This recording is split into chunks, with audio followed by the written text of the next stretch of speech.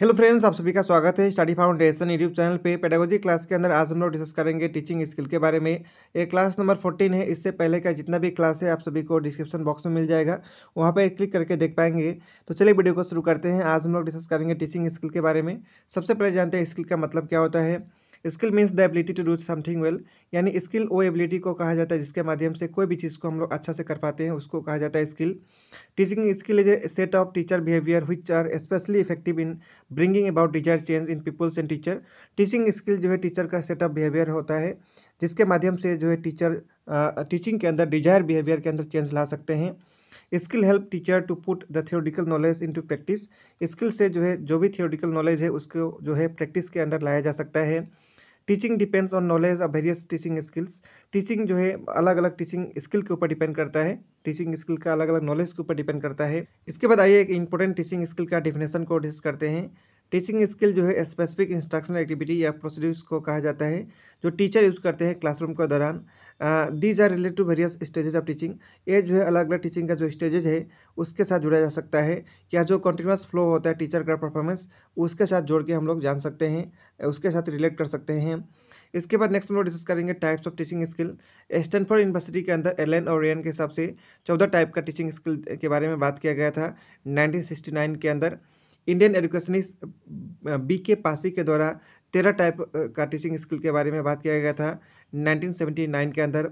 Singh LC के हिसाब से 22 टाइप का टीचिंग स्किल के बारे में बात किया गया था, ये भी 1979 के अंदर बात किया गया था। स्टैनफोर्ड यूनिवर्सिटी के अंदर जो टीचिंग स्किल के बारे में बात किया गया था वो इस प्रकार है। 14 टाइप का टीचिंग स्किल जो है जिसके बारे में बात किया गया था।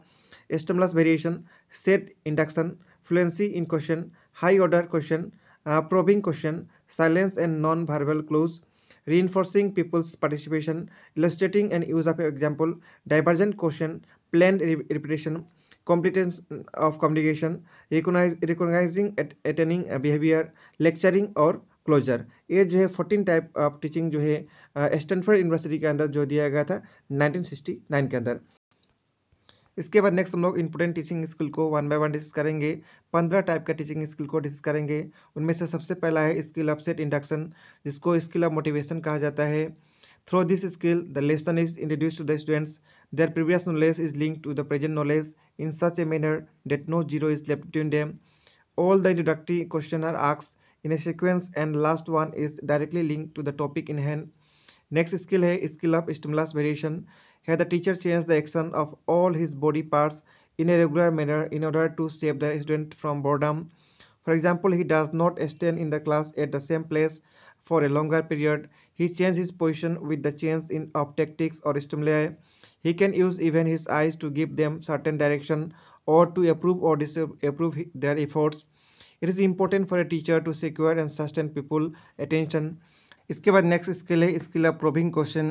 Through this skill teacher takes his student to the depth of the lesson in order to stimulate their creative thinking. He asks this question, he sometimes provides clue to the answer if the student are not able to reach the right answer. Next skill is skill of illustrating with example. Teacher use a lot of verbal and visual example here in order to clarify the difficult concept and principle.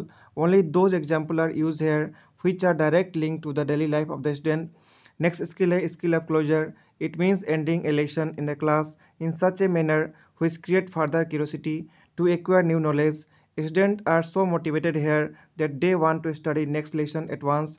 Summary of demonstration and lecture is also given by using this skill. Next skill is skill of lecturing. This is also called communication skill. By this skill, the teacher keep his people fully absorbed in the lesson and listen to him with full attention without doing anything else in the class. Next skill is skill of explaining. Through this skill, the teacher explain what, why, how, etc. of the concept, law, and principle in such a manner that no doubt is left in the mind of the learner.